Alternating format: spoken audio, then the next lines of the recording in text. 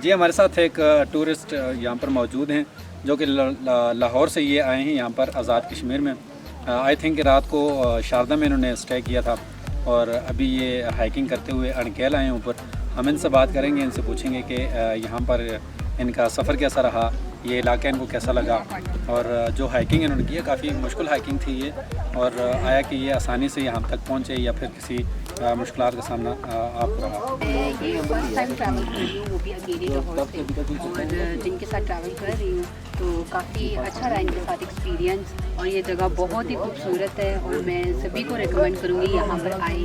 लेकिन क्योंकि वेदर की वजह से, बारिश की वजह से यहाँ पे ऊपर तक चढ़ना जो है वो सबसे ज़्यादा मुश्किल काम रहा। ये है कि जिसने पहले आना हो पहले देख के आए कि बारिश ना हो, क्योंकि हाइकिंग जो है वो मतलब बहुत मुश्किल है। जो रास्ता था आई थिंक ये अठमुकाम से आगे की तरफ रात को बारिश में थी, तो बारिश की वजह से जो सफ़र था रोड भी ख़राब था, उसमें कोई आपको मुश्किल का सामना रहा या आपको डर वगैरह? बहुत ही खौफ आया है। मैंने तो मतलब पहली दफ़ा अपनी लाइफ में ऐसे ट्रैवल किया है, तो मेरा एक्सपीरियंस वैसे ना अच्छा रहा, थोड़ा डर भी लगा है, लेकिन मज़ा आया। जो लोग आना चाहते हैं उनको आप क्या हाँ, जो लोग आना चाहते हैं मैं इनको कहूँगी कि वो ज़रूर आएँ, ठीक है। और इवन अकेले आएँ, फ्रेंड्स के साथ आएँ, फैमिली के साथ आएँ, और बहुत ही अच्छी जगह है। यहाँ के लोग भी बहुत अच्छे हैं, और किसी अच्छी ट्रैवल कंपनी के साथ आएँ, और जो कि आपको हर तरह से जो है। With family I? मैं अकेली आई। सही।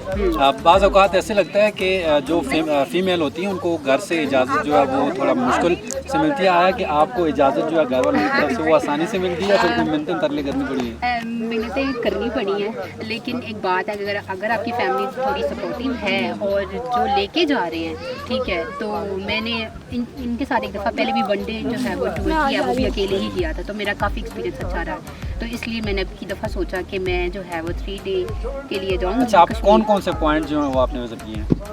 मैंने पहले तो वो जो नीलम, अपर नीलम वहाँ पे लेके गए थे, और यहाँ पे लेकर आए हैं बस। और ये LOC वो लाइन ऑफ कंट्रोल वहाँ लेके गए हैं। हाँ जी, तो खैर मेरा तो ओवरऑल एक्सपीरियंस बस। तो बाकी आपने ज़ाहिर आपने बाकी इलाके भी जो हैं वो विज़िट किए होंगे, बाकी इलाकों की निस्बत आपको ये नीलम वैली कैसा लगा? बहुत ही खूबसूरत जगह है, और मैं तो इवन सोच रही थी कि मतलब यहाँ पे 1-2 दिन के लिए बंदा ना आए, एटलीस्ट 1 वीक के लिए तो बंदा यहाँ पे स्टे करे। और बहुत ही प्यारी जगह है, और मैं तो सभी को रिकमेंड करूँगी कि सब आएँ फ्रेंड्स के साथ, फैमिली के साथ, और लोग बहुत अच्छे हैं। Thank you so much. देखा आपने, सुना कि नीलम वैली के बारे में जो उनके व्यूज़ थे। हमने भी रात को तकरीबन लेट नाइट तक हमने सफ़र किया, और रात का जो सफ़र था वो काफ़ी मुश्किल था, और हमें भी अपनी गाड़ी होने के बावजूद हमें काफ़ी मुश्किलात का सामना रहा। लेकिन हमने फिर शारदा से लेकर जो केल तक का सफ़र किया अपनी गाड़ी में, वो भी काफ़ी मुश्किल सफ़र था।